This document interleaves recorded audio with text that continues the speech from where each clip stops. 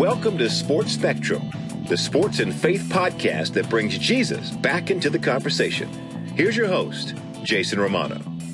Welcome, everyone, to Sports Spectrum. I am Jason Romano. Before we get to our interview with Jefferson Bethke, and we're really glad to have Jeff back on the podcast, I want to tell you about the Football Sunday podcast, and it released Monday, December 16th, and it is a first-person storytelling podcast from former pro football players and current pro football players on how God has worked profoundly in their lives. It released December 16th. Every Monday after that, a new episode of the Football Sunday podcast releases, and I'm telling you, you're going to love it. If you love football, heck, even if you don't love football and you just love great stories, you will love the Football Sunday podcast, and it doesn't take a lot of time, a lot of investment on your part. All you got to do is subscribe to the podcast and then spend 10 minutes for each podcast conversation. That's it, 10 minutes. And it's stories from NFL players, current and former players, guys like Trent Dilfer, Brandon Marshall, Drew Brees, Kirk Cousins, Josh McCown, Nate Solder, Prince Amukamara, Kirk Cousins, Thomas Davis, these NFL superstars, Pro Bowl players, Super Bowl winning players, telling their story. It's them telling it. It's not me interviewing them. It's them telling the story of how God has worked profoundly in their lives. Please subscribe today. We're really proud of this podcast. It's our second podcast from the makers of Sports Spectrum, and we're really excited to hear what you think about the Football Sunday podcast. Please go check it out and subscribe everywhere podcasts are found. Really excited to welcome back to the podcast today, Sports Spectrum's podcast, Jefferson Bethke. He is an author and a speaker, New York Times-bestselling author. He's written 4 books, including his latest book, To Hell with the Hustle. You know Bethke probably from 2012 when his YouTube video, Why I Hate Religion But Love Jesus, went super viral, like 30, 40 million views on YouTube. And after that video, he wrote the book, Jesus Greater Than Religion, which is the one that went on to become a New York Times bestseller. And he's since released 2 other books, It's Not What You Think, and a book called Love That Last that he wrote with his wife, Alyssa. And now he's got his brand new book out, To Hell with the Hustle.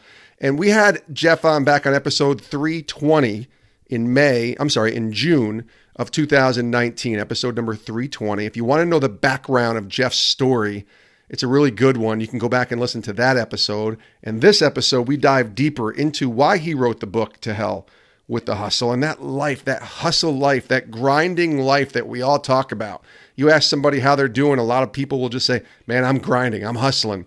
And that's a good thing in a lot of ways when you're trying to go after something that you desire to go after. But Jeff kind of countercultures that a little bit and says, to hell with the hustle. He says, it's not about all the hustling and the grinding that you're doing. It's about rest. It's about connecting with God. It's about living the life and reclaiming the life that God has for you. You will love Jefferson Bethke. If you know anything about him, man, just sit back and listen to Jeff spit out the wisdom here on Sports Spectrum. He's a great guy. Jefferson Bethke, To Hell with the Hustle, joining us here on Sports Spectrum's podcast. Take a listen.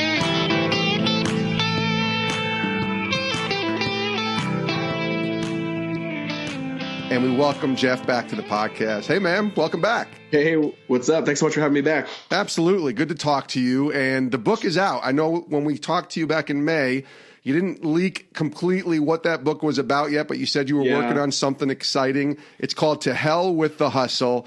Let's start with the book. Why that title? Why this topic? Take us through. This is book number 4, right? Yep. Yeah, it's fun thinking about, I think that was one of my first interviews where I kind of it was all done and wrapped up. So I kind of had it all in my mind, but wasn't really allowed to talk about it yet. So that was fun. To Hell with the Hustle. I mean, I think the subtitle really speaks into it, where I think the subtitle is not in front of me, but it's like reclaiming your life in an overworked, overspent, overconnected world. And I think that's the I really wanted to use that word reclaiming too, of because a lot of us are skittish to live the life we want. We're almost cowardly to live the life of intention and resistance and upstream with Jesus. When I'm no, reclaim it. You have permission to say no to these things that are absolutely killing our humanness, our marriages, our neighbors, our lives, our jobs, right? Of just we're spent, we're wired, we're burned out, we're fried, we're tired. And a lot of us were going on empty. And, it's kind of this interesting question of like, if everyone on earth is like a zombie, or if everyone on earth has a disease, would you think everyone has a disease? Right? Probably not, because you only kind of know a disease based on health. And I think we're in that state right now where so many of us are diseased that we don't actually realize how diseased we are. What's it like the last couple weeks, months since the book's come out, and traveling and hearing people who've been reading the book, you getting to kind of go? I think you were in New York and Chicago, and following you on your Instagram story. You had a lot of fun on your travels to promote the book. What's that been like to be out there promoting it, but then hearing people really connect with what you wrote? Yeah, I mean, and too, it's really, really special and surreal when something you work on behind the scenes for a couple of years then kind of is in people's hands and they're reading it. And it's been really, really fun getting out there. And I think it's been resonating. There's something about, some messages you write. I think the Lord has whatever message you write is what you write. But there's some that, really resonate on other levels. And this one seems to be that one where I think I think what I've been surprised at is I wrote this more with like my age in mind, like 30-year-olds, young adults, young marrieds. But realistically, I'm realizing it's more of just a human problem, right? I'm getting older people, even younger people, of all just saying like, yes, it's more about the spirit of the West and the spirit of the age that actually is just, killing a lot of us. And so, what is the way of Jesus? And is the way of Jesus actually a beautiful resistance to that, right? And that we allows us to flourish and find depth and healing and peace. And I think it is. And so it's been really cool to see it kind of cross even the generational gap. Who came up with the title? Just curious. Alyssa, actually. Really? Which is really funny. I know you wouldn't think that her of all people would. Isn't that funny? That is awesome. That's your wife, obviously, for those listening who don't know who Alyssa is. But that's amazing. So even putting the word hell on a Christian book, I was like, ooh, Jeff, what are you doing here? I know. There was even a couple places and outlets, too, where they said no to it for that reason, which is funny because, we can get into semantics. But first thing, it's like, I mean it literally. I'm not trying to be flippant. Like I literally, if it's not the way of Jesus, so it can only come from one other place, right? And then who more than the most conservative outlets should actually believe in that word more than anyone, right? So it's like, don't get me started. But but I just thought that was kind of funny. That's awesome. Jefferson. But I get it. Yeah, completely. Jefferson Bethke's our guest here on Sports Spectrum, the author of the new book, To Hell with the Hustle. And there's people listening who I know they love their work. I love my work, right? And I love what I get to do. And there are times that my work, unfortunately, can become the replacement for my relationship with God. And that's where the hustle, if you will, working hard and grinding, you hear these words, these are buzzwords. People are making tons of money on the word hustle and grind. And I feel like, for me personally, if I don't slow down, I might miss an opportunity. And for a lot of people, I think that's a real struggle, that they have to grind. They have to be out there working the long hours and whatever it takes so that the opportunity that they're looking to get doesn't pass them by. So talk to that person who's struggling with the hustle, maybe not even struggling. That's what they're in. Totally. But they want to slow down. Yeah, and I talk about this a fair amount in the book because this was something really important to me where to me it's a caricature of what I'm trying to say. If it's just like, hey, just, you have a bunch of privilege and maybe money and wealth and just kind of you work too much and just rest and hang out, and so then then there's a lot of people without the privilege and without that or whatever, if they're here, that just say like, oh, I can't do that, but I have to hustle to eat. I have to work all these jobs to pay my rent, right? Yeah. And I was raised with a single mom in poverty, government housing, food stamps, everything. So you name it. So like that was our life. But I still saw my mom exhibiting an immense level of trust. And that's what I think it comes down to. I think what we have to realize is it doesn't matter what your spectrum you are in regards of provision. What matters is, do you really believe that God will provide and he take care of you if you trust him, right? It's like the manna in the wilderness is a perfect example, right? And Israel's a perfect example. He commanded Israel. I talk about this in the book. They were not people of – the whole nation was not people of privilege, right? They were literally peasant kind of farmer wanderers in the desert. So there's no privilege. There's no kind of status there. They were poorer than all of us. And yet God then, this Shemitah command where he commands them to take a year off every 7 years and let the ground lie fallow. And with that specifically was tied to their eating, right? Like the agriculture was how they ate, how they survived, how they lived. And so for him to say like, don't touch the crops for a year and I will provide for you. What an act of faith and trust that he must have been asking them to do, right? Yeah.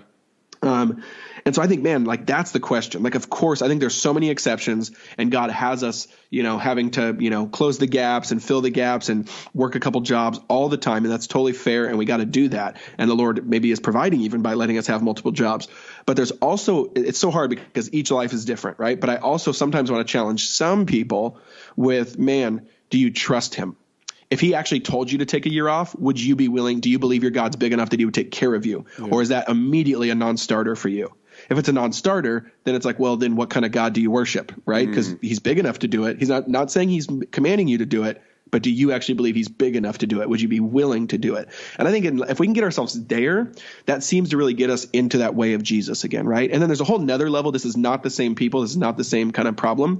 But then there's also another level of people, I believe, that more are the people of privilege, where their problem's similar but different, of like, do you need that big of a house, right? Do you need to be in that much debt? Do you need to have all those things? Yeah. Like, what if you actually moved into a smaller house? What if you actually moved to a cheaper city? What if you actually didn't take the job that you did so that your life could actually flourish, so you could actually see your kids, love your kids, be in your marriage well, be flourishing, right? Because a lot of times we do it backwards. We do that. We 100% carve our life around the job we want, when I think it should be carved around the life you want, right? And God honors that completely. He will then give you a job that honors that. You can then honor your marriage and your kids, and he'll honor that, et cetera. So those are different kind of lanes and different answers to different things. But I think those are kind of things we have to be wrestling with in this question. Well, Sports Spectrum is the intersection of sports and faith. And a lot of those lanes that you just mentioned, I think, intersect into the sports fan or just the athlete, right? That might be listening and struggling. Because I know you're connected with a lot of athletes. A lot of athletes certainly listen to this podcast, a lot of coaches. And that's a struggle for them as well. So talk to that guy with the hustle mentality. I mean, that's a word that's used in sports. Oh, you got to hustle. You got to hustle. And we're saying to hell with the hustle. So talk to the sports fan or the athlete who might be struggling in their world. Totally. And, in sports, it's a good word. And I think it's a good word, because it's semantics at some level. And when you're told to hustle in sports, that usually means honor the process of giving it your best. And I think, and go fast and go hard. And I love that. And so I think that's actually, honoring to the Lord. And so I'm obviously using it as a euphemism for burnout culture and just overspent and overworking and too committed and your identity's up in your work way too much, et cetera. I'm using it kind of like that. But yeah, that still enters into sports big time. And so one thing I say is you just got to always be taking kind of a diagnostic on your life. And I think a lot of us, we don't do that. We just go about our life. We never diagnose our life, right? So have you diagnosed your life the last 6 months? Would you say that you were just absolutely just falling apart at the seams? Would you say you're mentally healthy? Would you say you're connected to the Lord? Now, all those things can be true in sprint seasons and in marathon seasons. What do I mean by that? I think it's totally okay to have sprint seasons. My job's like that, right? My job is irregular. So I have a couple months, just when this book came out, where I had to sprint, meaning where we broke some of our rhythms, we broke some of our things within a very, very controlled, small, boundaried environment, knowing that there was a finish line. A lot of us, we don't do that. We just sprint to sprint, right? There's sometimes in a marathon where you can turn on the gas for a mile, and that's totally appropriate. If you try to sprint for the entire marathon, you will die, right? And so it's kind of that metaphor of life is a marathon. You need to go at a really particular pace of flourishing and rhythm and health, and you will have bursts of energy in that marathon. If you try to sprint on that marathon with no pace, with no rhythm, with no cadence, it will not go well for you. A lot of us are doing that. So I just think it's we don't need to say that it's never okay to sprint either. We just need to realize the sprint is in the context of the marathon. So within the sprint season of your life and within the marathon season of your life, what kind of rhythms do you develop? I know you're very particular about certain things, the way that you spend time with your wife, the way that you are with your kids, and you're very diligent and doing that in a way that is intentional. That's the word I was looking for in that. But the sprint seasons, connecting to God and just talking to God, staying faithful to him, the relationship with God has to be number one. And like I said, our work, your work, my work, I don't know if you ever struggle with this, but sometimes I think because I'm doing God's work, that becomes the relationship and takes place of the actual connection to God. So what does that look like for you? Daily devotionals, rhythms, staying connected to the Lord in the sprint season and in the marathon season? Yeah, that's a really good question. I think, and another example, a metaphor I use for us is kind of like those. What do they call those when you're bowling? Where they put the gutters up. What do they call those? The rails on the side. Like rails, yeah. There's another word for it, I forget, but yeah, basically, like when you put the rails up, to me, you have to have rhythms and spiritual formations in a daily, weekly way that are those, because you are that bowling ball that sometimes will be going towards the gutter with like too much this, too much that, and so the whole point of them is not to do them for religious sake or for legalistic sake, but all they're doing is to allow you to bounce off of and hold you focused. Do you know what I mean? Yeah. And so there's things like we honor pretty hard. I talk about this in the book, and that's what each chapter is. Cultivate silence pretty rhythmically. So especially when I'm in those sprint seasons, I feel like I'm actually looking for silence more. I mean, I'll try to always have time in the morning where I'm just thinking, journaling, reading, praying, and really not on and I don't go to my phone. My rule is I can't go to my phone first thing in the day. And even today I broke that rule, right? I had to because I needed to get up for a certain thing. So I needed that alarm. I had basically set like 7 alarms because a phone can't come in our bedroom, but I'll always have my watch alarm. But sometimes when it's like I can't miss this, I'll do like every alarm we have available. And so I broke that rule today. Yeah. But 99% of the time, our rule is I have a cabinet in my office. The phone gets turned off and gets put in there. And that so cultivates a spirit of silence and peace in me, where my phone is not the first thing I see or interact with in the day. My first thing I see and interact with in my day is myself and the Lord and a journal and the scriptures. And that can be a bunch of different ways. It could be reading, it could be journaling, it could be praying, thinking, etc. So that's huge. And I've noticed on sprint seasons, I'm like clutching for that, meaning like I actually am I'm like holding on to that even tighter. I'm like not letting that go. You know what I mean? When in marathon seasons, it kind of ebbs and flows. So I think that's interesting that sometimes in sprints, you really have to hold tight to your stuff because it really, really keeps you centered. And then, weekly Sabbath is another one, a day of rest, a day of celebrating with our family, date night with Alyssa. We kind of do this weekly business meeting, we call it, where it's this like meeting that's me and Alyssa do, where it's very, very business-like, where we just go through the week. We go through what we have to do with the kids. What are our goals? When is she going to get a break? When are we going to do this? Blah, blah, blah. And like that just changes our week so much because it's an intentional shaping of the week. And so we go on with a bunch more, but those are like ones that just, man, you really hold on to tightly in seasons of sprint or marathon. Where do you come up with those? Because I think for a lot of us, I've been married 20 years and it's not been easy. Obviously, there's ebbs and flows in our marriage, and I've learned so much. And I feel like I could tell others now about what I learned, but you almost have to go through it. And you seem like, especially early, I mean, you've been married a while now, but you're still only 30. You got kids and all that. But how do you come up with this stuff? Is it trial and error? Or is it somebody that poured into your life? I think a lot of us, everything. So it's like, I'm a big believer of just like steal everything you see around you from people who have done it before. Yeah. So anything I hear that's a cool idea in marriage or family, I just write it down and we try it or we think about it or I adapt it. A lot of it. And then two, like have a spirit of experimentation. A lot of us are kind of weird. We just don't believe that with our families. Like just try, mess up, do it again, tweak it, do this, do that. Like we have a whole life to experiment. And I think we're kind of weird where we don't want to try things unless they're perfect right away. And that's just like such a death nail and a death blow to like spiritual formation. Because it's not about perfection, it's about formation. And if it's about formation, then you form yourself and you just experiment until it begins to form you. And so, I would say just take notes on people above you, farther than you, next to you, what you hear is good, and experiment all over the place. To Hell with the Hustle. That's the name of the book, Reclaiming Your Life in an Overworked, Overspent, and Overconnected World. Jefferson Bethke is our guest here on Sports Spectrum. A couple of things I want to talk about with your book.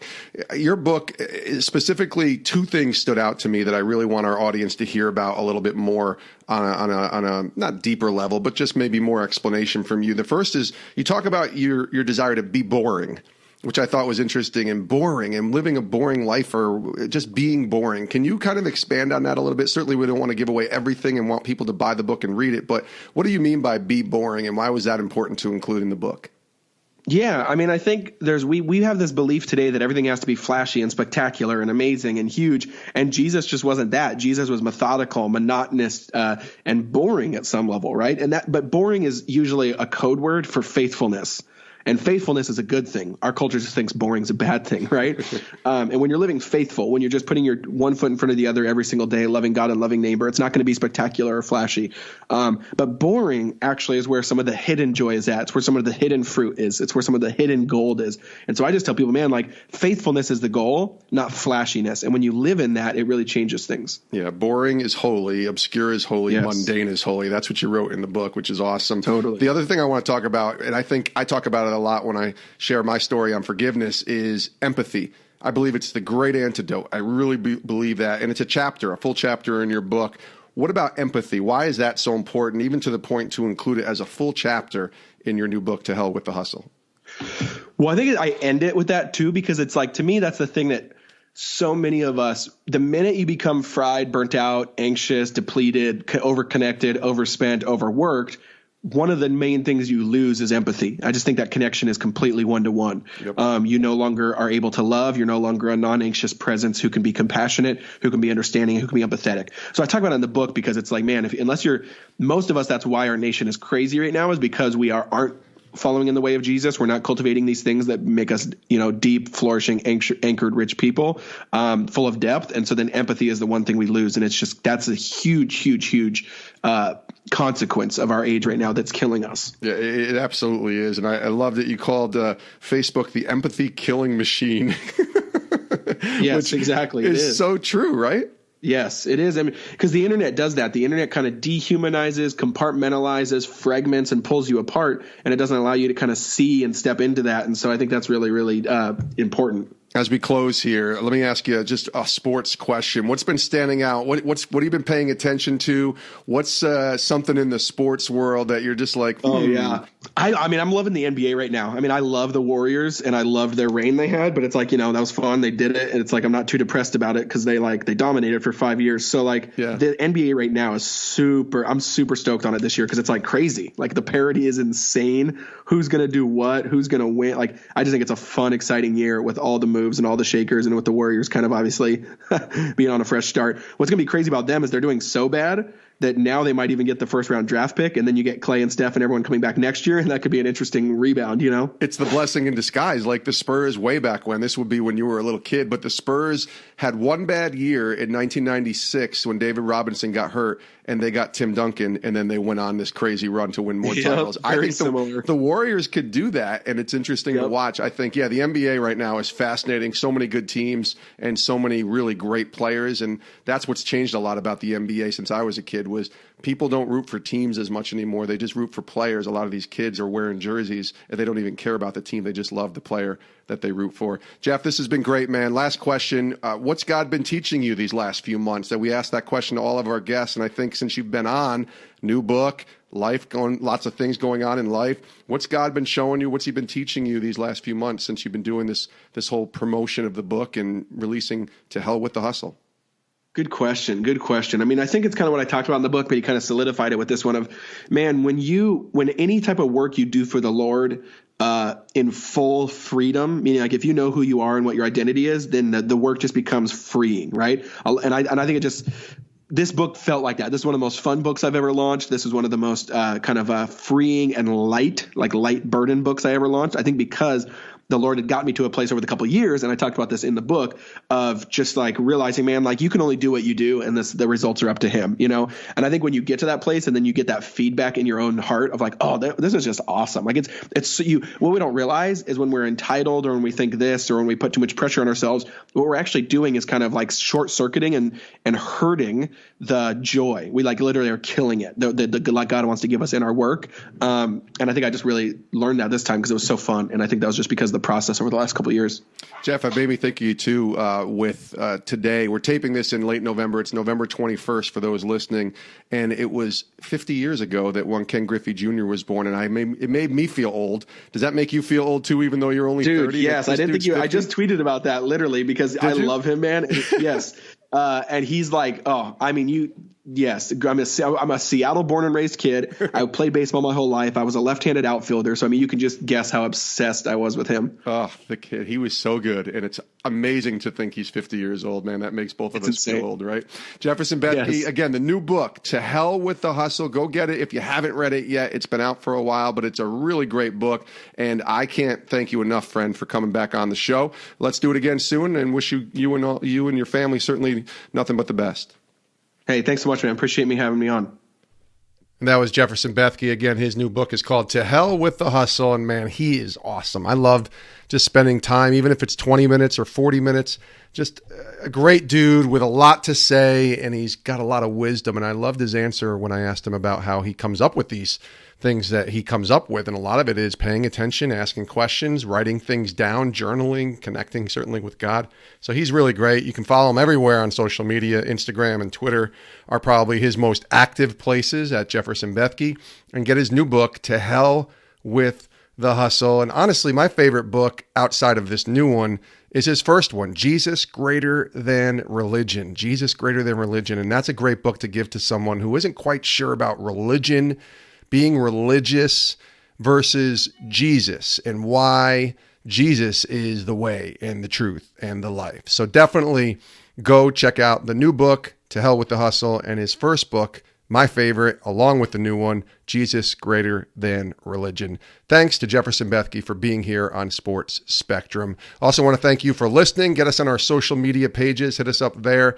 Twitter, Instagram, and Facebook. Certainly our YouTube channel is a great place to subscribe as well, and you can watch and listen to all of our podcasts and other video content. And then our website, sportspectrum.com. You've heard me talk about it. That's the place to go, the home base for all things Sports Spectrum. Our website, sportspectrum.com. And subscribe. You can subscribe to the magazine there. $18 for an entire year. Get you our quarterly magazine. It's a great deal, a great idea for Christmas, great last-minute Christmas idea, holiday idea.